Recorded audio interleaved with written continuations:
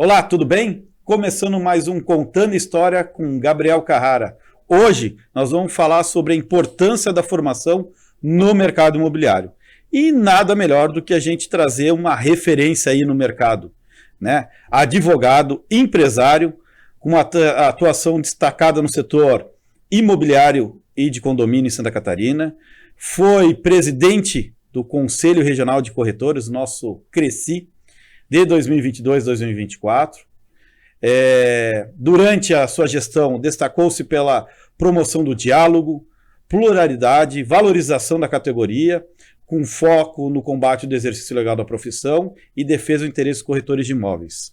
Além disso, é vice-presidente da BR Condos, uma rede nacional de administradores de condomínios, atua como franqueado em Florianópolis há mais de 7 anos, também foi presidente do Secov, entidade representativa do setor imobiliário, é formado em Direito pela Univale, com especializações voltadas para o mercado imobiliário. É colunista no portal condo.news, onde escreve sobre questões de condomínio. E tem podcast também. Fernando, prazer em te receber aqui. Muito obrigado por aceitar o convite. E que história, meu amigo. Gabriel, obrigado pela oportunidade de bater esse papo aqui contigo. E a satisfação é toda minha em ter sempre podido contar contigo desde o início dessa jornada nossa no Conselho Regional há 4 anos atrás. E estamos aqui para bater papo, responder pergunta e trazer conteúdo aqui para a turma. Como é que foi essa sua jornada para o mercado imobiliário, né? Você ali quando estava se formando, escolheu o direito primeiro ou você escolheu o mercado imobiliário primeiro? Como é que foi essa sua jornada para você olhar para o mercado imobiliário e falar, poxa, aqui tem um negócio bacana? É o destino mesmo, né? Enfim, aquela coisa de fazer vestibular, fiz vestibular para direito, e aí fiz toda a faculdade. Quando estava ali, algum tempo antes de me formar, fui trabalhar num escritório de advocacia em Balneário Camboriú, que atendia o mercado imobiliário, que atuava em consultoria para condomínios, para administradores de condomínios, administradores de imóveis, e eu comecei a atuar especificamente nessa carteira de clientes. E aí, quando eu estava para me formar, efetivamente, vem aquela dúvida, né? Vou fazer o que da minha vida? Então, assim, eu vou fazer concurso público, que era a vontade do pai e a mãe, né? Pai e a mãe, servidor público a vida toda. Não, filho, vai fazer concurso público, arruma um emprego estável, né? E aí tu vive a tua vida, né? O pai e a mãe querendo segurança pro filho. E aí eu resolvi me desafiar. Eu disse, não, peraí. Eu não quero ter emprego, eu quero ser dono do meu nariz, eu quero ter o meu negócio, então eu vou precisar empreender. E aí, como a gente já atuava, no escritório no mercado imobiliário, e eu não tinha vontade propriamente de abrir um escritório de advocacia, de advogar no dia a dia, no judiciário, no contencioso, porque eu tenho um perfil muito do diálogo, muito conciliador, e o contencioso, a briga, nunca foi muito a minha pauta, assim, a minha vontade. Então, eu resolvi empreender e abrir uma administradora de imóveis, né, que ao longo do tempo acabou se tornando uma grande administradora de condomínios, né? E como eu abri uma administradora de imóveis, naturalmente, além de advogado, porque passei na prova do OAB, entendi que eu precisava ser inscrito no CRECI e me tornar corretor de imóveis, naturalmente. Então, também fiz isso, né? Então, advogado e depois corretor de imóveis, mas atuando com a minha administradora própria. Caramba, hein? É aquilo que você fala, né? O destino ele vai escrevendo a gente, né? Às vezes eu acho que passa alguma... Eu penso isso muito na minha vida, né? Às vezes eu tô fazendo alguma coisa e eu não consigo ainda tendo a compreensão, né? Puta, por que é isso aqui? Aí lá na frente essa sua experiência vai te servir para algo muito maior, né? Eu acho que a vida ela nos ajuda a conduzir para esse caminho, né? E uma coisa que eu sempre tive vontade, e era também um sonho, era dar aula. Eu saí da faculdade com essa vontade também. Olha, eu preciso me especializar porque eu tenho vontade de lecionar. E aí fui fazer especialização. Minha primeira especialização eu fiz logo depois que eu me formei, que foi uma pós-graduação em Direito Empresarial na Universidade Federal. e eu montei um curso que eu vendi para o Senac de Santa Catarina. Caramba! Então eu inventei um curso para eu mesmo dar aula. E aí me tornei professor do Senac, conheci o pessoal lá e me convidaram, né, para lecionar em outros cursos. Então aí eu comecei inclusive a dar aula no TTI presencial. Há quase 20 anos atrás, porque o Senac tinha o curso técnico de transações imobiliárias presencial, eram 2 anos, de aula, e eu comecei a lecionar direito imobiliário no TTI para corretores de imóveis, né? Olha só. E aí nunca deixei de lecionar. Até hoje eu sou vinculado aí à Univale, ao Sesusc, leciono em cursos de pós-graduação em direito imobiliário, e dali também é que sem imaginar, isso acabou me abrindo as portas do associativismo, porque eu sempre também tive o entendimento de que, como empresário, eu precisava doar um pouco do meu tempo para questões que são coletivas. Então, assim que eu abri a minha empresa, eu me filiei à Associação Comercial e Industrial de Florianópolis, a ACIF, me associei ao Secov, que é o Sindicato da Habitação, das empresas, né, do mercado imobiliário, e comecei a me relacionar com esse pessoal. E aí um belo dia teve um palestrante que desmarcou a presença dele num evento do Secov, e o superintendente na época lá falou para o então presidente Gilberto Guerreiro, da Guerreiro Imóveis de Florianópolis, disse: olha, mas tem o Fernando, que é nosso associado aqui, e é professor do Senac. Será que ele não substitui o nosso palestrante? Caramba! E aí, nunca tinha feito uma palestra, né? Estava acostumado já com a sala de aula, mas com um público maior não. Mas eu topei o desafio e fui com medo mesmo, como a gente fala. Tá com medo? Vai com medo mesmo. E aí o primeiro dia de sala de aula foi com medo mesmo, a primeira palestra foi com medo mesmo. E assim a gente se desafia. Mas e foi. Eu acho que vincula muito com um tema que a gente vai conversar hoje, né? É estar preparado, né, Fernando? Eu brinco com as pessoas, eu falo, minha meta do ano é ter um diploma a mais, né? Mas não é o diploma, na verdade é o conhecimento, né? Estar sempre em busca do conhecimento, de a gente estar preparado. Eu na minha vida, eu aprendi assim, eu nem obrigatoriamente sei, às vezes, porque eu estou fazendo aquela formação, né? Metáfora à parte. Mas eu sei que eu tenho que estar preparado para aquilo, né? Para quando surgir a oportunidade, você ter a tranquilidade de fazer. Óbvio, vai dar medo, é uma insegurança, é algo novo, né? Nosso corpo reage, é normal isso. Mas com conteúdo você sabe que você não vai sofrer, né? Eu brinco que na mesa de negociação eu tenho tranquilidade por conta dessas minhas experiências já de vida, né? Como a gente brincava, né? Minha lista de trabalho é grande, né? Mas me dá tranquilidade para conversar sobre quase todos os assuntos com as pessoas, né? A gente tem tranquilidade de assunto. Então, quando a gente se prepara, quando a gente estuda, a gente tem tranquilidade para conversar.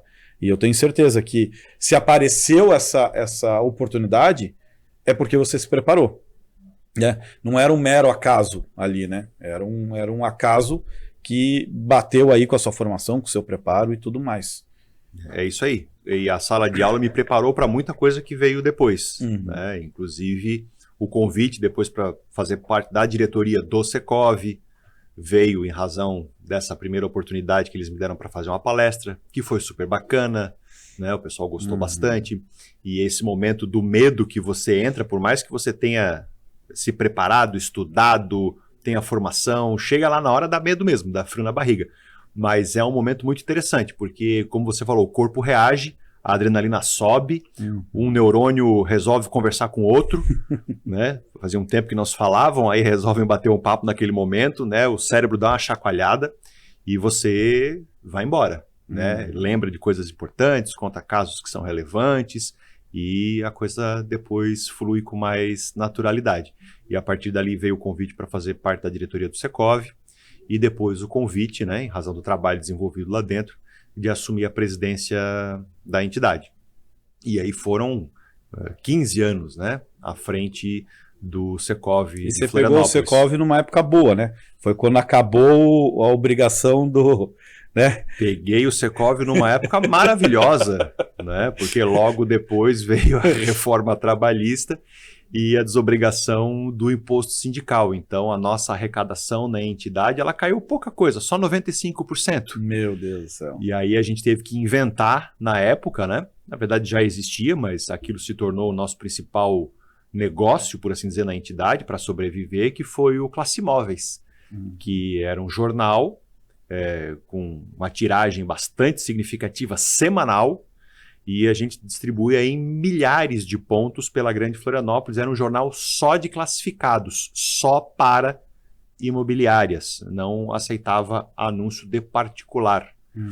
E ele saía com 38, 42 páginas toda semana, era uma operação de guerra, de edição, de distribuição, e aí relação já com o Ministério Público, porque não podia anunciar imóvel sem registro em corporação imobiliária, porque senão o jornal era multado, e aquilo foi, inclusive, uma salvaguarda para muitas imobiliárias, porque na época dependia-se muito dos jornais conhecidos e instituídos, né, para fazer divulgação. A internet estava começando ainda, não haviam os portais.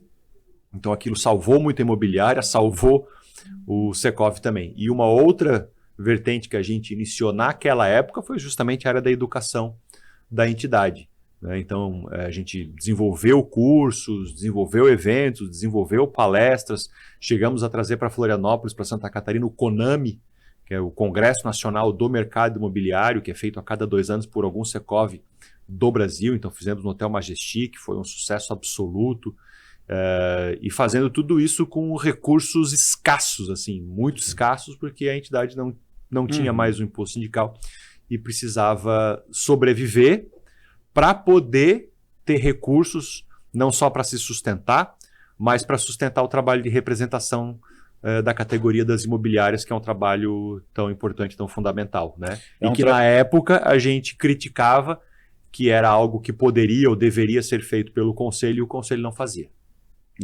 E como que é importante, né, a representatividade, né? Eu acho que quando a gente permeia por esse caminho, a gente começa a entender como ele é fundamental para a categoria, para o mercado, né? Eu sempre falo, né, o político, ele é um cara que ele é abordado por pessoas de todos os setores, né? E ele vai atendendo muito mais por pressão do que por compreensão. Do que por compreensão. Então, entre aspas, quem melhor vende o seu peixe é o projeto que ali vai ser aprovado, né? Então, como é importante quando a gente tem uma entidade representando lá junto aos políticos e passando a realidade do mercado, as dificuldades, e trazendo a solução, né? Falando para o político, puta, se a gente conseguir aprovar um projeto assim, se a gente conseguir fazer isso aqui, né? Estar caminhando junto, que eu acho que é muito esse trabalho aí, né, Fernando, que vocês construíram no Secov, depois a gente se conectou ali no Cresci e desenvolveu muito bem na sua gestão, né, que criou uma base, fortaleceu muito, e é o trabalho que a gente continua aí hoje, né? Mas eu certeza assim que essa semente que foi plantada, se hoje a gente chega nos locais e tem um respaldo, é porque foi plantado lá atrás, foi construído, e a gente sabe que não foi fácil essa caminhada, né? No Brasil, o Brasil é um país onde os mercados são bastante regulamentados, né? O Brasil é um país positivista, né? Tudo tem que estar na lei. E o poder público ainda, né, no direito público, você só pode fazer aquilo que a lei determina. Na iniciativa privada você pode fazer tudo aquilo que a lei não proíbe, né? Mas no poder público você só pode fazer aquilo que a lei determina. Mas num mercado extremamente regulamentado, toda a nossa atividade depende de lei. Então, se parar para pensar um pouquinho, né? E lei federal ainda. Se pensar, parcelamento do solo, lei federal. Incorporação imobiliária, lei federal. Inquilinato, lei federal. Minha Casa Minha Vida, Casa Verde e Amarela, lei federal. Financiamento habitacional, lei federal. Tudo é legislação federal. E quem é que faz essa legislação? Corretor de imóveis, lei federal. Né? Profissão do corretor de imóveis, lei federal. E quem é que faz as leis do nosso país? Os nossos representantes, os nossos políticos eleitos, né? E se você não está lá juntamente com eles, no dia a dia, conversando, explicando como é que é o mercado, o que é bom para o mercado, o que funciona, o que não funciona, você não consegue absolutamente nada, né?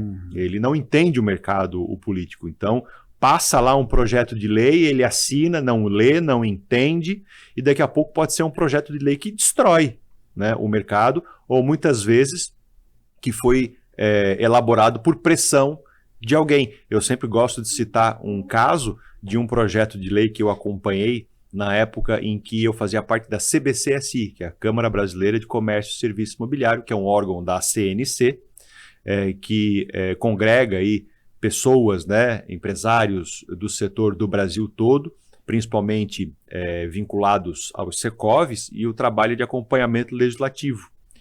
E eu lembro que eu acompanhava mais a parte de projetos de lei na área condominial, e tinha um projeto de lei que obrigava que todos os condomínios que tivessem funcionários na portaria, tivessem na portaria um desfibrilador. Ah, meu Deus. E que os porteiros e zeladores fossem instruídos, treinados para a utilização do desfibrilador. Já imaginou, cara, se um projeto de lei desse passa? É pior do que aquele kit de emergência que a gente teve que ter nos carros. É a mesma história do kit de emergência do carro. Quer dizer, eu acho que algum interesse aí na venda do desfibrilador e no treinamento de porteiros havia, né? Mas eu sempre brinco, se por alguma razão eu estou infartando no meu prédio e o meu porteiro vem com um desfibrilador na mão, das duas uma, cara. Ou eu morro ou eu melhoro na hora, de medo. Né? Então, assim, ainda bem que esse projeto não foi adiante, mas a gente teve que ir lá, teve que conversar, teve que explicar, teve que demonstrar como é que era o mercado, teve que explicar os custos que isso acabaria gerando, né? Os problemas de responsabilidade no caso do uso incorreto de um equipamento desse, e aí o projeto foi arquivado. Então, o nosso representante, nosso político, ele é muito criativo, né? Às vezes não tem compreensão do mercado e a gente precisa estar lá no dia a dia. E em outros países, esse trabalho que no inglês, né, é conhecido como advocacy, nada mais é do que você advogar uma ideia, defender uma tese, representar um interesse, é função das entidades constituídas, da sociedade civil organizada. Então, associações, sindicatos, autarquias federais, conselhos de classe, tem essa função de representar os interesses da categoria perante o poder público, seja uma prefeitura, seja uma Câmara de Vereadores, seja uma Assembleia Legislativa, seja um Congresso Nacional, tanto para defender a permanência, a melhoria, a regularidade do mercado, como para impedir que projetos de lei como esse que eu citei acabem sendo aprovados e causem um transtorno no mercado que a gente atua. Não, e assim, ó, e ter conhecimento, né, para falar. Eu acho que não é simplesmente a gente ir lá conversar, falar sobre uma ideia, se a gente não tiver embasamento daquilo que a gente está falando, né? E aí volto no nosso tema de educação, né? Tem que estar preparado, né? O mercado imobiliário, ele não é para amador, né? Não é brincadeira. A gente trata com volumes muito alto, né? A gente muda a vida de muitas pessoas, inclusive a nossa, né, do mercado imobiliário, e a gente tem que estar em constante aperfeiçoamento, né? Aquela jornada, aquilo que você criou, né, no Cresci, né, do foco da educação, das palestras para fazer capacitação, tenho certeza aí o impacto que ele deu no mercado, né? Hoje a gente enxerga o mercado de outra forma, né? Porque as pessoas se abriram ao conhecimento, né, numa provocativa sua, de trazer isso à tona, né, de trazer para as pessoas compreender como que isso é transformador e como que isso é importante, né? A gente não precisou inventar a roda. O conceito é bastante antigo, que é um conceito de long life learning, que no Brasil a gente chama de educação continuada. Uma tradução mais perfeita seria aprender, né, estudar durante toda a vida, que é o que você faz, que é o que eu gosto de fazer. Eu estou sempre estudando, sempre fazendo mais um curso, sempre me interessando por mais um tema, lendo mais um livro. Então, isso é fundamental para que a gente continue sendo não só profissionais melhores, mas pessoas melhores também, né, no nosso dia a dia. Então, no conselho, quando a gente escutou logo no início da gestão que era importante a entidade, isso a gente escutou do mercado, escutou dos profissionais, porque a primeira coisa que eu fiz quando eu iniciei o mandato foi rodar o estado, entrar em imobiliária, conversar com grupos de corretores, as associações comerciais, né, que tinham comissões de corretores, foi muito importante para a gente fazer essa conexão. E não ter medo de escutar a crítica, né? Medo nenhum de escutar a crítica, né? E a gente ouviu muito. O conselho, eu até não esqueço dessa expressão porque ela foi usada diversas vezes em diversos locais. O conselho tem que ajudar a levantar a régua do mercado, elevar a régua do mercado. O corretor tem que ser reconhecido, tem que ser respeitado pelo mercado. E isso, para mim, sempre foi muito claro. A gente faz isso através de educação, de capacitação, de trazer para as pessoas a importância desse conceito da educação continuada. Então, tudo que a gente fez de trazer EAD, de fazer eventos pelo estado inteiro, foi para trazer esse olhar, né, de convencer, né, de inspirar a pessoa a continuar, né, se formando, se educando, se instruindo, educação continuada, porque assim a gente melhora o nível dos profissionais, levanta a régua do mercado e automaticamente é natural que sejam profissionais mais respeitados, mais reconhecidos, porque as pessoas passam a ser mais bem atendidas, o resultado é mais seguro da transação imobiliária, o corretor consegue vender mais segurança, né, para o seu cliente, porque assim como a relação com um psicólogo, com um advogado, com um médico, a relação é uma relação de fidúcia. Você vai no seu médico e você confia nele, e você faz o que ele manda. Nem sempre, né? Mas a gente tenta. A gente, né, fala com o advogado que nos orienta e a gente confia porque é o profissional que de fato se formou para isso e tem experiência. Com o corretor não é diferente, né? Você faz negócio com aquele corretor, com aquela imobiliária, porque você confia que ele é um excelente profissional, que vai te trazer valorização, vai te trazer recurso, vai trazer bons investimentos, vai fazer um negócio seguro. E aí você fica feliz e você fala bem do profissional e da imobiliária que lhe atende. Então, tudo isso começa com o processo de educação continuada, haja vista que, para se tornar corretor de imóveis, basta, né, o curso TTI, que eu sempre digo, o curso é muito bom, os cursos são excelentes, Isso aí. o conteúdo é ótimo. Infelizmente, o curso não filtra, e no conselho nós não temos mecanismos legais, porque a gente só pode fazer aquilo que a lei determina, como eu disse antes, para fazer qualquer tipo de triagem, né? Não existe prova de suficiência, não existe exame de capacidade para você mostrar que está apto para o mercado. Fez o curso, tem o diploma, se inscreve no conselho. E aí a gente recebe um volume muito significativo de corretores todos os anos, de novos inscritos. Infelizmente, nem todos permanecem no mercado. Eu até estava falando essa semana sobre esse assunto, né? Porque está para entrar um projeto de lei para que um médico esteja um exame, como se fosse um exame da ordem dos advogados, ter um exame para o cara ser médico, né? E aí eu ainda provoquei, eu falo, o corretor de imóveis também a gente tinha que ter um exame para o cara virar corretor de imóveis. Eu não tenho dúvida nenhuma, essa é uma opinião, inclusive, pessoal minha, né, de que sim, a gente deveria ter a prova de suficiência, né, um exame de ordem, por assim dizer, para que o corretor de imóveis pudesse se inscrever na entidade e, de fato, poder operar como corretor. Porque, né, como você muito bem disse, né, é uma responsabilidade muito grande, a gente comercializa valores que são muito significativos e a gente tem muita responsabilidade, inclusive legalmente, né, sobre aquilo que nós comercializamos. Né? Sim. E me diz um negócio, BR Condos, como é que você chegou ali à vice-presidência, né?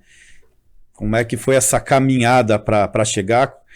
Você já contou que você acabou indo porque você tinha trabalhado no escritório de administração dessa parte de condomínios, tinha gostado, né? Aí resolveu empreender, que era aquilo que você queria. Se eu não me engano, eu acho que você pegou uma franquia da BR Condos. Conta um pouquinho dessa história. A minha primeira empresa, como eu falei, era uma administradora de imóveis e a gente também tinha a parte de corretagem de seguros imobiliários, porque eu tinha um sócio que também era corretor de seguros. Então a gente montou essa tríade que é bem conhecida no mercado. Sustentável. Bem sustentável no mercado. Você abre uma administradora de imóveis, você faz a administração de imóveis, administração de condomínios e você já tem a parte de seguros, né, para fazer seguro do condomínio, seguro de unidade, depois seguro fiança. Então a gente tinha esses produtos na manga, né, ali para vender e a gente começou, eu e o meu sócio, sozinhos, né, nossa linha comercial e assim vai. Acabou que a empresa acabou crescendo e se desenvolvendo na área de administração de condomínios, né, que aqui em Santa Catarina, historicamente, era muito atrelada à parte contábil. Né? Mas em outros mercados, como no Rio Grande do Sul, em São Paulo, no Rio de Janeiro, que tem grandes administradoras de condomínios, são todas originalmente imobiliárias, né? Administradora de imóveis, e foi essa construção que a gente acabou fazendo. A nossa empresa acabou se desenvolvendo muito na área de administração de condomínios, a gente construiu uma carteira bastante interessante de clientes, né? Na cidade de Florianópolis, ali, São José e Palhoça. E passados aí quase 10 anos da empresa e dessa atividade, eu via muitos mercados indo online, né? A gente teve o advento da internet, do e-commerce, né? E a gente via os negócios indo para a internet. E eu ali numa empresa com um sistema, um software servidor ainda, e entregando um trabalho que eu via que estava ficando, ou que iria ficar, um pouco arcaico, né? E aí, inclusive, nessa época, eu tive a oportunidade, já era presidente do Secov, fazia parte da diretoria da Federação do Comércio, eu tive a oportunidade de participar de uma missão empresarial da Federação do Comércio e do Senac para Nova York, na Big Show Fair, né, que é a maior feira de varejo do mundo, da NRF. E aquilo para mim foi uma mudança de chave, assim, uma mudança de mindset mesmo, né? De poder estar naquele ambiente, assistir aquelas palestras e o pessoal falando, né, sobre internet, sobre nuvem, sobre streaming, sobre tudo que hoje é uma realidade e faz parte do nosso dia a dia, né? E eles falando assim, ó, isso fazem agora 12 anos que eu fui. Então, cara, 12 anos atrás a gente não tinha isso aqui, ó, né? A gente não tinha smartphone. Eu lembro que eu tinha um Motorola da Nextel. Lembra da Nextel? Sim, lembro. Fazia pri. E falava pelo rádio no celular. Eu tinha um daquele, era um BlackBerry depois, né? Sim. E aí quando eu fui para essa feira... O Black foi, acho, o primeiro a lançar smartphone, a BlackBerry. Quando eu fui para essa feira e participei desses dias lá, uma semana de evento... Todos os palestrantes, todos os grandes nomes, todas as grandes empresas que estavam se desenvolvendo, o assunto era isso aqui, ó. A tua empresa está aqui porque o mundo, né, vai para o mobile. Todo mundo vai ter um desse e todo mundo vai passar o dia olhando para isso aqui. A tua empresa não está aqui, cara, tu vai morrer. A tua empresa tem que estar aqui. Esse foi o resumo da ópera, assim, né? E eu voltei para o Brasil com a cabeça virada, por assim dizer, dizendo, cara, eu tenho que achar um negócio, eu tenho que achar um sistema, eu tenho que achar um software que leve essa minha empresa para o mobile, né, para a internet. Eu tenho que estar online, eu tenho que poder trabalhar de qualquer lugar, o meu cliente tem que poder acessar as informações que ele precisa de qualquer lugar, tem que ser via aplicativo. E na época nem se falava ainda muito de aplicativo, né? E aí que eu conheci o pessoal da BR Condos, que era um projeto que estava começando, né, de empresários de Joinville, que tinham sido donos de uma empresa de muito sucesso na tecnologia, que era a Microvix Software, uma empresa que foi pioneira no Brasil de ERP web para o varejo, e eles trouxeram essa tecnologia para o mercado de administração de condomínios. E quando eu vi o projeto começando e vi o que eles estavam desenvolvendo de sistema, eu falei, cara, é isso. Esse é o caminho. Conectando já com o que você tinha visto lá Esse fora. é isso aqui. Os caras estão produzindo aqui no Brasil aquilo que eu vi lá fora e é o que vai acontecer. E não deu outra. E aí, naquele momento, eu tomei a decisão de migrar a minha carteira de clientes para dentro da BR Condos. Em vez de ser um empresário autônomo, virei um empresário franqueado.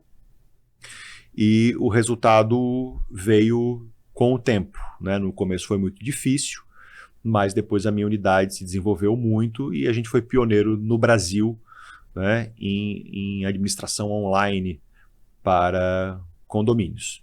Tanto que o resultado do meu trabalho e da minha unidade, que os diretores, os sócios fundadores me convidaram para estar na diretoria, atuando nesse trabalho de representação da empresa a nível nacional. Então foi aí que eu vim parar, né, como vice-presidente da BR Condos.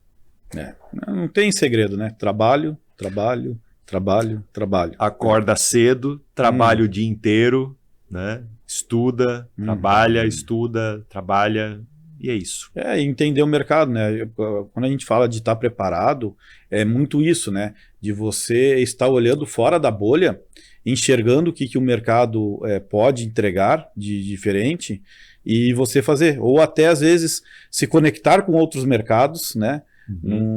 Pegar a ideia do outro mercado. Sim, isso é fundamental. E absorver para o seu dia a dia, né? Eu acho que essa é a grande diferença que faz, na verdade, a gente conseguir avançar e estar à frente de outras pessoas, né? A tecnologia ela veio muito ajudar isso, né?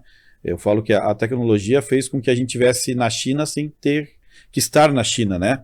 Então, dá a possibilidade de a gente conhecer outras formas, outros jeitos que se trabalham, né? E trazer para o mercado local, para a gente inovar, para a gente trazer a tecnologia, né? Para o dia de hoje, né? Com certeza, o online é o carro-chefe, vai continuar sendo, né? Cada dia mais. E empresa que não está no online não está em nenhum lugar, né? É o que a gente está... Eu acho que até o mercado de condomínio deve ter se readaptado nisso, né? Muito se fala hoje sobre o retrofit, né?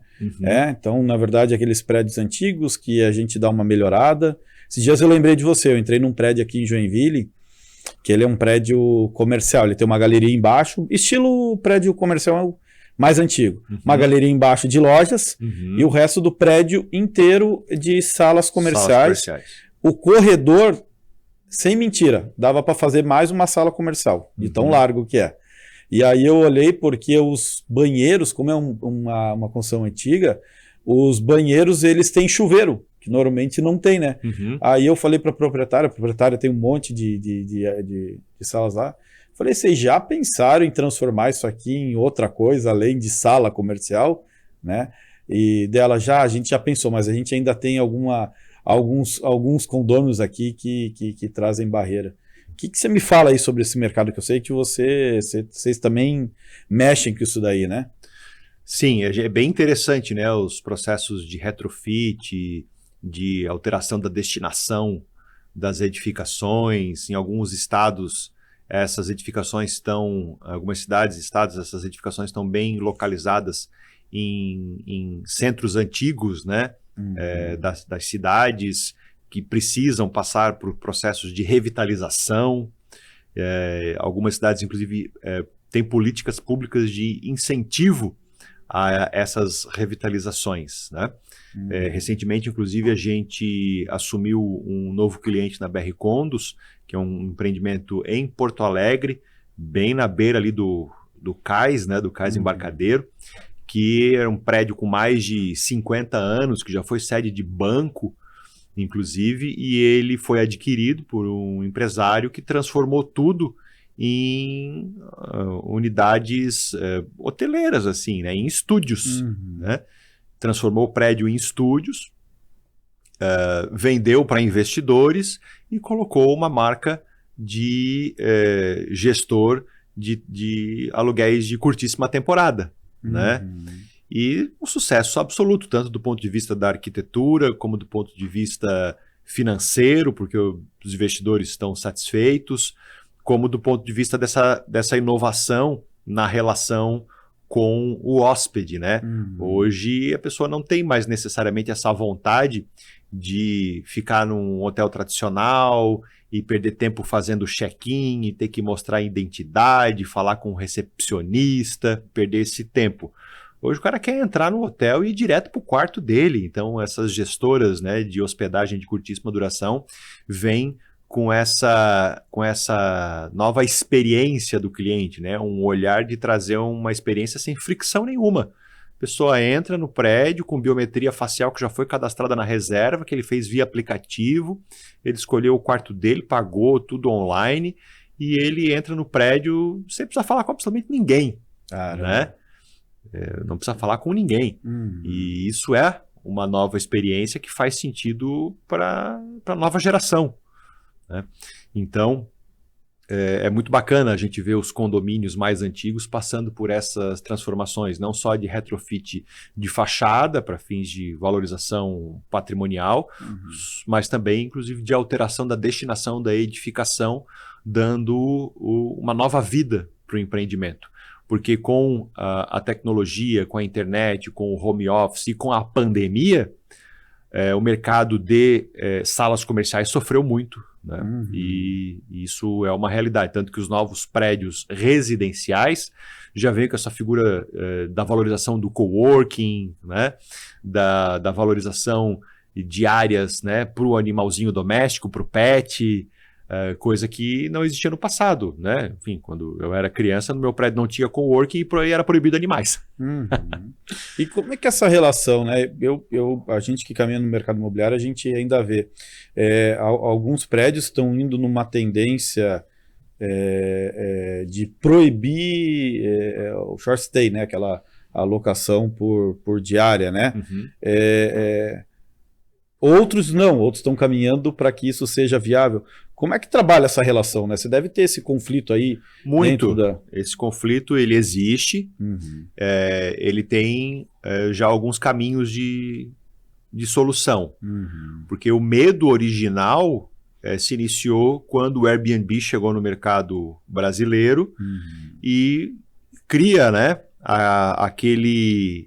aquela imagem de que, meu Deus, vão alugar por diária aqui no nosso apartamento, vai vir um monte de gente que a gente não conhece, isso vai gerar insegurança, vai dar problema, vão destruir tudo, vão fazer barulho, vão roubar.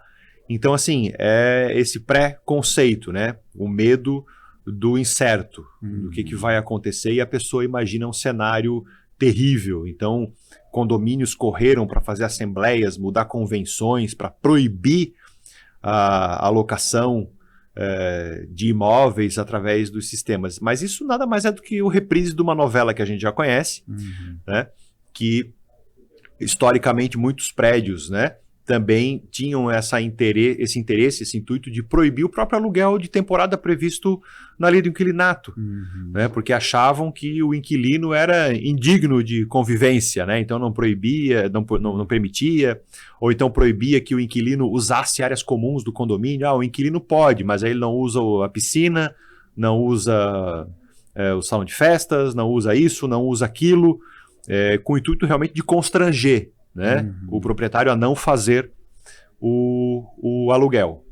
E aí, pelo menos na contramão disso, trazendo uma solução para isso, as incorporadoras, né, começaram a fazer lançamento para isso, né, com esse perfil, para quem quer comprar para colocar no aluguel de curtíssima temporada. Ou seja, enquanto, né, nos condomínios essa briga está acontecendo, isso está no judiciário, está no STJ, pode permitir, tem que proibir, se não está proibido, então pode. Então, enquanto o STJ está lá brigando, né, e discutindo sobre esse assunto, que vai muito tempo ainda, porque tem muita ação judicial sobre isso, os empreendedores, né, as incorporadoras foram para um outro caminho.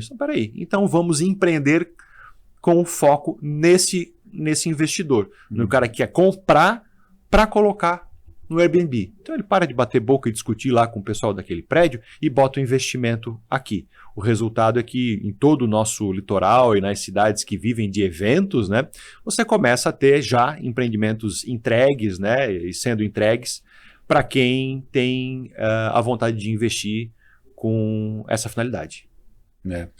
Eu vejo assim muito aqui em Joinville, né? Eu lembro que um dos primeiros empreendimentos que eu peguei quando eu comecei a trabalhar aqui no mercado de Joinville, era um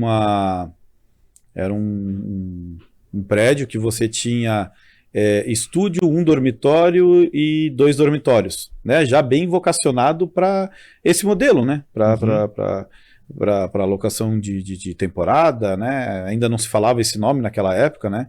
Mas já com esse intuito de ser locação, né? Ser locação. E agora a gente vê assim, muito forte aqui no mercado isso daí, o pessoal, o estúdio e o negócio está muito quente, né? É a bola da vez, com certeza, do mercado. Né, as pessoas entenderam como que é legal isso daí, né? Você tem 1 metro quadrado menor, quer dizer, o seu custo de montar aquilo ali fica mais barato, né? E o que importa é o giro, né? É de você ter o teu... Sim, porque no aluguel tradicional, ainda que de temporada, talvez a ocupação não seja tão grande ou o retorno seja num percentual muito pequeno em relação ao investimento que você fez, né? Colocar no aluguel de curtíssima temporada, né? Que vem também do inglês do short term rental, né? Do aluguel de curtíssima temporada, que no Brasil tem sido entendido como um contrato atípico, né? De hospedagem, enfim. Com esse giro maior, você acaba conseguindo uma rentabilidade muito mais interessante do que se você colocasse esse imóvel para alugar, né, de maneira perene, ou fosse só esperar alguma época do ano para alugar por temporada através de uma imobiliária, né, que faz esse trabalho. E aí é uma coisa interessante, né, Gabriel? Nós que estamos nesse mercado imobiliário e representamos, né, a categoria através das entidades, é interessante perceber que as empresas que estão desenvolvendo marcas de aluguel de temporada, originalmente, quando eu digo temporada, então o aluguel de curtíssima duração, esse aluguel de hospedagem, elas originalmente não são imobiliárias. Ou são empresas de tecnologia, ou são empresas do mercado hoteleiro, que vendo um potencial redução, né, das margens ou da ocupação nos hotéis tradicionais de marca, começam a desenvolver empreendimentos ou empresas de gestão de aluguéis de curtíssima temporada. Elas acabam se inscrevendo no conselho por uma obrigação legal. Sim. Mas originalmente elas não são imobiliárias de aluguel. Sabe que você deve conhecer, né, o Fabrício lá em Bombinhas, eu entrevistei ele até aqui, quem quiser, uma entrevista boa de escutar, ele compra aluguel, né? Ele primeira vez que ele falou, eu demorei para entender, né? Daí eu fui lá para entender a operação dele e é muito legal, porque na verdade ele faz um aluguel anual, ele compra um aluguel anual com a pessoa para ele fazer locação por temporada, né? É um negócio assim desafiador, né? Desafiador, né? Muita coragem, né? Tem que ter muito peito para fazer isso. Muita certeza do que está fazendo. Muita certeza, porque ele investe dinheiro, ele não só faz isso, mas como ele garimpa, ele vai lá e melhora o imóvel, né? Troca móveis, pinta, quer dizer, ele faz ali um retrofit, vamos dizer assim, para entregar experiência para o cliente, né? Que isso daí eu escutei muito você falando assim na gestão sua de Cresci, né? A gente tem que entregar uma experiência boa para quem entra no conselho, para quem chega no conselho, para quem procura o conselho, né? É trazer a visão de mercado, a visão empresarial para dentro de um órgão público, né? Porque, historicamente, né, os órgãos públicos têm aquela pecha de atender mal, né, o cidadão, né? Então, quando tinha aqui no órgão público, vou perder meu dia lá, vou pegar a fila, vou ser atendido por uma pessoa de mau humor, se é que ela vai trabalhar naquele dia, se não acontecer alguma coisa, e aí trabalha das 10 da manhã ao meio-dia, quando chega a tua vez, ela fecha o guichê e vai embora porque deu o horário, né? E que assim seja, né? Porque... né? É um serviço público, a pessoa não pode optar a fazer em outro lugar, então vai ter que aguentar a fila mesmo, né? Então a gente trouxe esse olhar para dentro do conselho, né? Isso não pode ser dessa maneira, né? O corretor de imóveis, ele é cliente do conselho, ele tem que ser atendido pelo canal que ele preferir, ele tem que ser atendido com agilidade, ele tem que ser atendido com eficiência, e a experiência dele na relação com o conselho tem que ser positiva, ele tem que sair satisfeito, né? Então você trazer esse olhar é um grande desafio, assim, porque é a mudança de um mindset, né? De toda uma história, né? Dentro de um órgão público. Mas eu acho que a gente conseguiu dar esse pontapé inicial, né? A experiência, né? O resultado tem sido muito mais satisfatório. A gente faz pesquisa para isso, né? A entidade faz pesquisa e a gente conseguiu entregar uma agilidade, né? E uma recepção e com muito menos fricção. Eu acho que assim, um grande divisor de águas foi a história, que antigamente você demorava aí quase 6 meses para tirar sua credencial, e hoje aí tem, assim, a média é 20 dias, né, e às vezes acontece de recorde aí de ser de menos de 20 dias, assim, então é surpreendente, né. Dá para fazer tudo online, quer dizer, você antigamente obrigatoriamente tinha que ir na delegacia, entregar os documentos, hoje você faz tudo online, conversa, resolve, muito trazendo a gestão pública para os dias atuais, né? Eu acho que é isso, né? Isso você aí. Conseguir trazer a gestão pública que estava ali atrasado para os dias atuais. Então, assim, ficou muito legal. E se recriar, né? Porque daí, ao mesmo tempo que a gente criou essa facilidade, a gente diminuiu o fluxo da delegacia e recriou com a sala do corretor, né? Então, quer dizer, então a gente está usando pouco para fazer atendimento, né? Mas a gente dá a possibilidade do pessoal utilizar aquele espaço para uso comum, né? E esse é o conceito de inovação. Esse é o conceito de inovação, porque o conceito de inovação não é inventar uma coisa que não existe. É você melhorar um processo. É você fazer ele melhor, mais rápido, com menos pessoas, com menos erro, em menor tempo, né? Dando uma satisfação melhor para quem é usuário desse sistema, né? Então isso é inovação. Aí você eventualmente usa a tecnologia para um desses processos, seja para você reduzir tempo, seja para você facilitar envio de documentos, e foi isso que a gente fez, né? Então a gente conseguiu reduzir a mão de obra braçal, a gente conseguiu reduzir tempo de espera, né, com relação a pagamento, compensação bancária, a gente conseguiu agilizar o processo da solenidade, ou seja, a gente cumpre todas as burocracias, né, que burocracia não é uma coisa ruim, é a buropatia, que é a doença da burocracia, né, é a burocracia pela burocracia, aí a gente tem a buropatia. Não, a burocracia dentro de qualquer lugar ela é necessária, que a burocracia é o trabalho de escritório, é o trabalho do processo necessário para que o resultado seja correto e seguro. Então, uma inscrição de um novo profissional ou de uma nova empresa no conselho, ela tem uma burocracia, que é um processo que precisa ser feito até chegar no fim desejável. Mas como é que você, então, desse processo, traz o olhar para conseguir matar a buropatia, fazer o processo só o minimamente necessário e da maneira mais ágil possível, usando de tecnologia. Daí a gente sai de 6 meses de demora para entregar uma credencial pessoa física ou jurídica para 15 dias. Não, fantástico. E me diz esse desafio aí que você colocou, você está com um curso de pós-graduação novo aí. Me conte um pouco desse curso aí, porque eu fiquei assim, gostei muito de como que ele foi montado. Eu sei que ele foi montado aí diferenciado do que tem no mercado, né? Muito. Eu acho que muito com a experiência que você teve, com as angústias que você escutou do mercado, eu acho que foi esse desenho aí que você chegou nesse... Sim, vamos lá. Eu não sou mais o presidente do Cresci de Santa Catarina, deixei o mandato, né, em dezembro, então eu sou ex-presidente agora.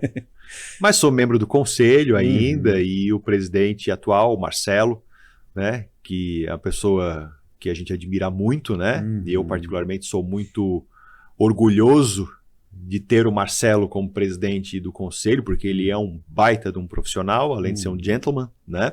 Representa muito bem a categoria, e fico mais honrado ainda de ele ter me sucedido, né?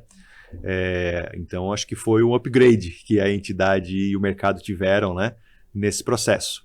E ele me convidou, né, muito gentilmente, para continuar no conselho à frente de uma diretoria de educação, para que eu continuasse fomentando essa atividade nessa gestão. Porque na gestão anterior a gente falou muito de educação, mas a gente fez muito evento. O evento é muito bacana justamente para a gente inspirar as pessoas. A pessoa sai dali motivada, com uma nova informação, mas isso não é um processo educacional, né? O processo de formação de uma pessoa, o processo de educação, ele é um pouco mais demorado, ele é um pouco mais custoso, é um pouco mais trabalhoso, né? Educação requer, de fato, diligência, resiliência, persistência, às vezes dói, incomoda, porque é um processo de mudança para melhor. E todo processo de mudança, todo processo de transformação, em algum momento, cara, ele pode ser traumático, né? Dá trabalho. Enfim, todo mundo passa por isso na escola, quem faz faculdade, mas eu não estou entendendo essa matéria, vou ter que estudar, passa a madrugada estudando, faz trabalho, pesquisa, tira nota baixa, poxa, que droga, o que eu fiz errado? Olha a prova, estuda mais, faz de novo, até acertar e poder passar e se formar naquilo e se capacitar. Então a educação é um processo de transformação que exige um pouco mais das pessoas. Então a gente fez muito evento, né, que é muito bacana, mas tinha uma função mais de inspirar, né, esse conceito da educação continuada. Então agora a gente está vindo com outros projetos, né, para o Conselho.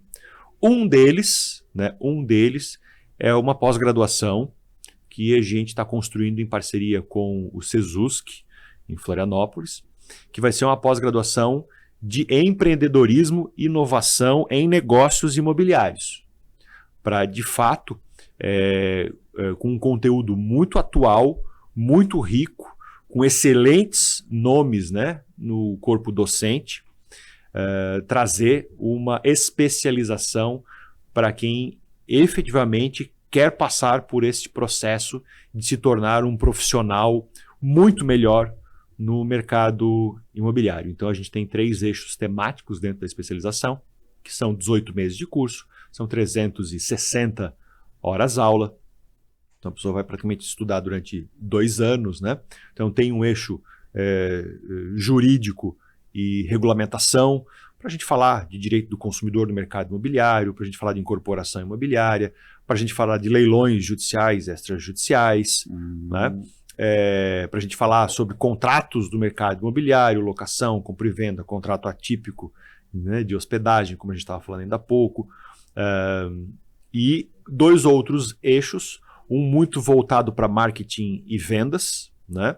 E o outro eixo muito voltado para inovação e tecnologia, falando inclusive sobre aplicações de IA, sobre design thinking, sobre marketing pessoal, sobre performance em vendas. Então a gente consegue alinhar, né, nesse curso, né, um começo, um meio e um fim, que realmente não existe hoje no nosso mercado. E por que uma especialização? Por que uma pós-graduação? Porque nas nossas pesquisas no Cresci de Santa Catarina, a gente verificou que 60% dos corretores de imóveis inscritos têm formação superior, têm nível superior. Ou seja, e 50 desses 60, né, desses 100%, 50% têm formação em outros cursos e 10% têm formação no tecnólogo em gestão imobiliária. Então é mais ou menos isso, 50% é TTI, 10% é tecnólogo em gestão, que pelo MEC tem nível superior, tem esse conceito, e 50% tem formação em outros cursos, advogado, economista, publicidade, arquitetura, contabilidade, né? Então, poxa, 60% dos corretores estão aptos a fazer um curso de especialização e serem pós-graduados em negócios imobiliários, né? E aí a ideia é fazer a pós EAD. Por que EAD? Porque como é uma parceria com o Conselho, a gente tem que habilitar para todos os profissionais do Estado. Então a pessoa, seja em Chapecó, em Joinville, em Criciúma, ela vai poder fazer a pós-graduação, e não só o pessoal que está na Grande Florianópolis, onde fica a sede do Conselho e da Universidade. E eu estou acreditando bastante nesse projeto. A gente deve fazer o lançamento dele agora em maio, e as inscrições e as aulas no segundo semestre. E corretor de imóveis tem desconto. E corretor de imóveis terá um desconto super especial. A gente ainda não formatou isso, mas deve ficar já com a parceria que a gente tem com o próprio Sesusc, porque quem for corretor de imóveis e quiser fazer, por exemplo, outros cursos no Sesusc, como o curso de Direito Imobiliário, eventualmente o corretor também é advogado e quer fazer o curso, ele já tem desconto, que se não me engano é de 20%. Caramba. Então já é uma vantagem financeira muito interessante. Que foi outra coisa que você, eu acho que inovou bastante ali na sua gestão, que você trouxe o clube de benefícios, né? Quebrando uma barreira histórica, né? Eu até estava, essa semana eu estava fazendo aí o giro com o Marcelo, né? E aí eu sempre gosto de relembrar, né? Porque nós temos um defeito nosso de fabricação de brasileiro que a gente esquece das coisas. Então eu gosto de relembrar. A gente tinha um problema histórico que era a história do plano de saúde, né? Que não podia ter plano de saúde, né? E aí a gente descobriu que podia, né? E a gente aconteceu o plano de saúde na sua gestão, e daí na verdade você viu um leque. Você falou, pô, a gente pode criar um clube de benefícios, né? Então, além do plano de saúde, você começou a trazer N possibilidades aí para o corretor de imóveis, né? Exatamente. O que a gente percebeu no conselho, né, quando você fala que a gente pode, é que de fato a entidade, historicamente, ela era uma entidade ensimesmada, né? Uma entidade que eu gosto de dizer que ela era presa nas próprias narrativas, né?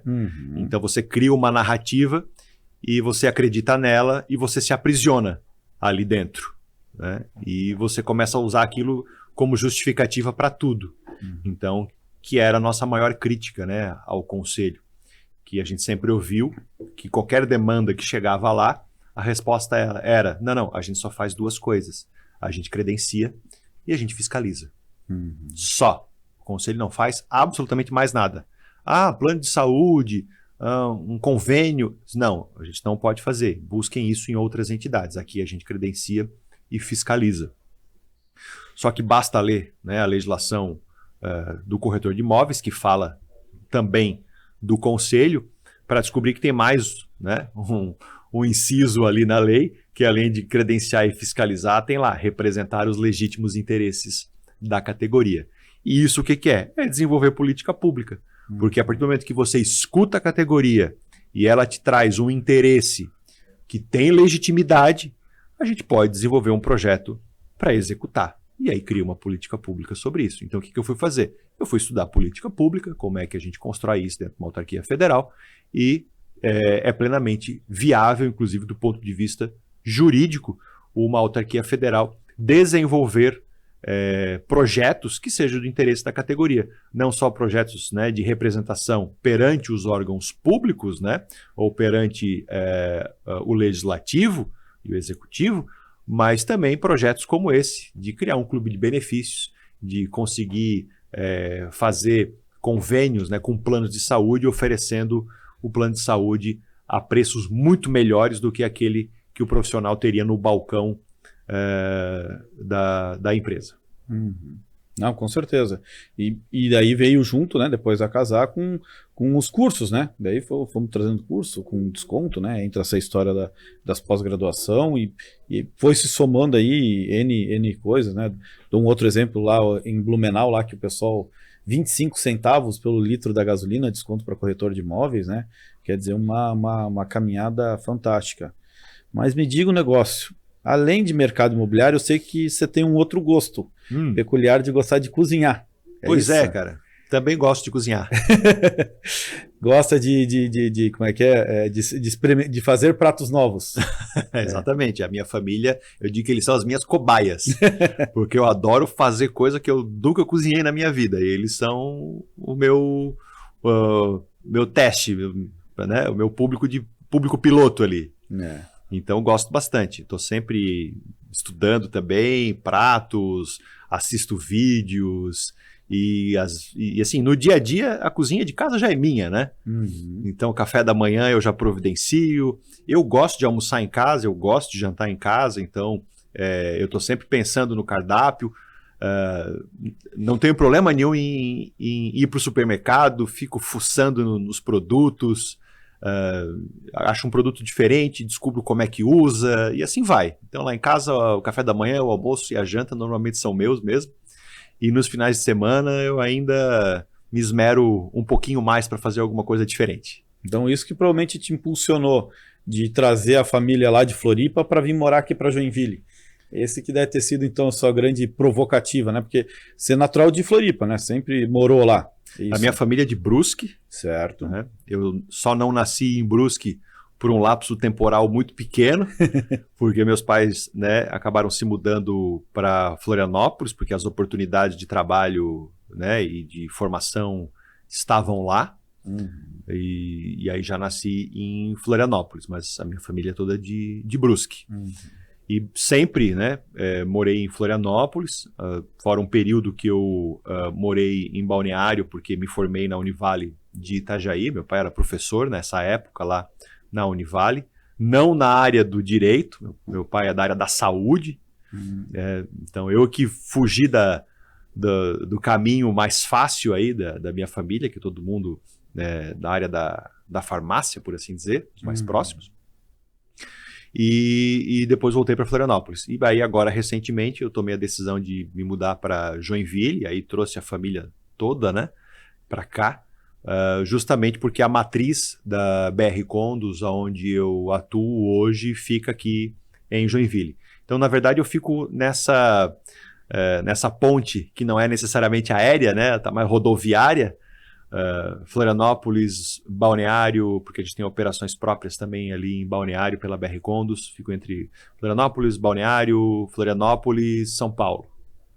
E essa é a minha rotina hoje em dia. E eu falo que essa rotina não é fácil, porque cruzar Itajaí sempre é um desafio de cálculo, né? A gente tem que calcular que... Você sabe que me lembra a minha vida de São Paulo, né? São Paulo tem o famoso rodízio de placa, né? Então, sim, a gente fica... A nossa vida é calcular o rodízio, né?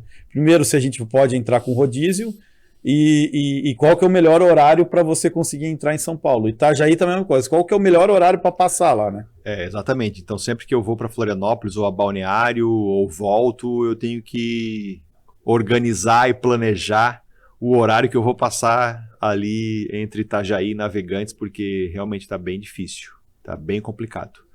E isso, inclusive, é algo que a gente está vendo movimentações do governo estadual, né? Em que pese sejam sempre aparentemente extemporâneas, né? Porque isso já deveria ter sido pensado há bastante tempo. Eu, inclusive, receio o impacto que o mercado imobiliário ainda vai sofrer nos próximos anos em razão da situação da nossa BR-101 nesse trecho entre Itapema e Joinville, Araquari, Penha, enfim, né? Porque a BR-101 de fato está se tornando uma avenida de bairro dentro dessas cidades que estão crescendo muito e a gente tem experimentado que ela de fato na temporada de verão chega ao absurdo efetivamente do congestionamento parar completamente o trânsito na nossa BR, né? Então eu espero efetivamente uma agilidade, né, muito grande do governo estadual e, se possível, do governo federal para a gente ter uma alternativa, né, no curto prazo. Olha, Fernando, eu vou te dizer que a minha esperança é que a gente vai andar de drone. É a minha esperança. Eu acho que vai ser mais rápido isso do que a gente conseguir ver e desenvolver. Eu falo que nós ocidentais não planejamos, né? O oriental ele planeja, né? Ele planeja 20 anos, 30 anos, 40 anos. Então, quando a gente está vendo uma ação de alguém do Oriente, aquilo já foi pensado há 20 anos atrás, pelo menos, né? E a gente trabalha muito A gente trabalha com o caos. Com o caos, exatamente. Primeiro cresce a chegar ao ponto de dar um problema, aí a gente busca uma solução para minimizar o dano. Exato. Então, tirando algumas políticas públicas que a gente já teve no Brasil, de pessoas que pensaram à sua frente, né? E do exemplo de São Paulo, né? Quando se pensa em Rodoanel, quando se pensou em Marginal, quando se pensou em a rodoviária de São Paulo, tudo isso, cara, foi um pensamento lá atrás que um louco teve a ideia de pensar para frente e falar, cara, tudo isso vai crescer, né? Aqui em Santa Catarina, nós temos que pensar grande, né? Fico feliz dos políticos estarem pensando grande, pensando no futuro, e tem que começar já. Estamos atrasados, estamos, mas a frase que eu sempre falo, é melhor... Conversei com um empresário agora, com 80 anos, ele falou que está começando a sucessão dele empresarial, né? Ele falou, eu acho que eu estou atrasado, né? E daí a resposta que teve do nosso presidente Marcelo, né? Ele falou, não, ainda bem que o senhor pensou, porque tem gente que não pensa, né? Continua a vida e, então pelo menos o senhor pensou e começou, né? Não existe atrasado, existe pelo menos tomou ação, né? Então, se as pessoas pelo menos tomarem ação, eu acho que já é um começo, né? Vamos ver como é que... É muito importante, isso é uma coisa que eu sempre tive em mente, desde a época, e eu aprendi isso no Secov, né?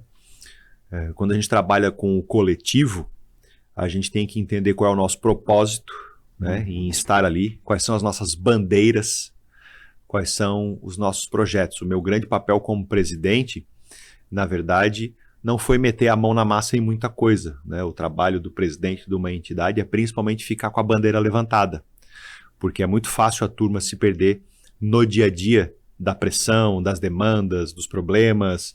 Então o papel do presidente é ficar com a bandeira levantada, lembrando todo mundo do porquê que a gente está ali, quais são os nossos propósitos. E aquilo tem que ser perseguido com muito afinco, porque aquilo depois se torna o legado, ou seja, aquilo que fica para a entidade, para a categoria, para o mercado, depois que a gente sai dali. E infelizmente tem gente que não pensa em nada disso, né? O propósito às vezes é o interesse próprio, né?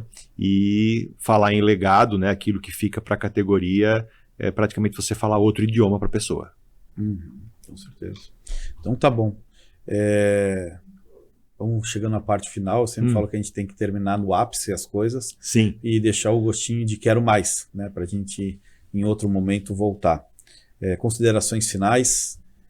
Faça as suas considerações aí e já de primeira mão quero te agradecer aí por ter vindo, por a gente ter conversado.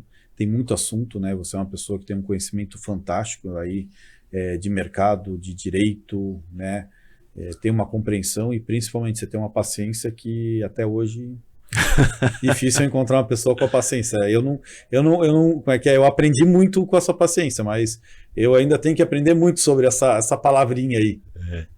É muito difícil me tirar do sério, bem da verdade. Eu acho que eu consigo manter sempre a calma, ser uma pessoa bastante analítica, e isso pode ter uma parte que é da minha índole, uma parte em razão dos meus mais de 20 anos de atuação, porque atuar no mercado de administração de condomínios também é um grande desafio. Eu acho que eu já devo ter feito mais de 2.000 assembleias, então fazer plenária do conselho não foi difícil, né? Estou acostumado com um público, às vezes, muito mais enfurecido, por assim dizer, muito mais emocionado, né? Então, a pessoa não me pega na curva, por assim dizer, numa plenária.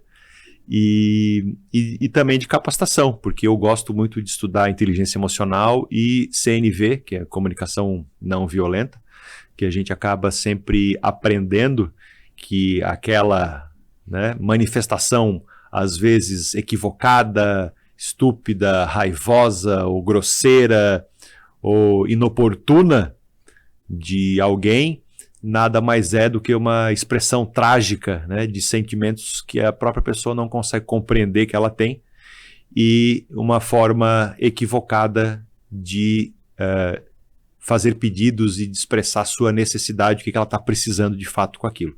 Então, quando a pessoa vem, né, às vezes com um monte de pedra na mão, eu consigo separar de que aquilo não é pessoal, né? Eu tenho que ajudar a pessoa a entender o que ela está sentindo e ajudar ela a fazer o pedido daquilo que ela precisa da maneira mais adequada possível, né? Então, e a gente aprende a fazer isso estudando e na prática, né? Mas agora fazendo considerações finais, além do agradecimento, né? Não só por estar aqui, mas pela tua amizade, pelo nosso relacionamento, que eu não tenho dúvida que vai se desenrolar ainda por muitos e muitos anos, porque a gente ainda tem bastante diesel para queimar aí no caminho. Sim, e eu acho isso muito legal, que a gente entrou no conselho ainda bastante no auge aí da nossa atividade, e a gente tem muito para entregar para o mercado ainda. E eu acredito muito no mercado imobiliário do Brasil, mas principalmente no de Santa Catarina. Eu acredito que quem apostar nesse mercado, fizer o trabalho direito, é claro, vai ter sucesso, né?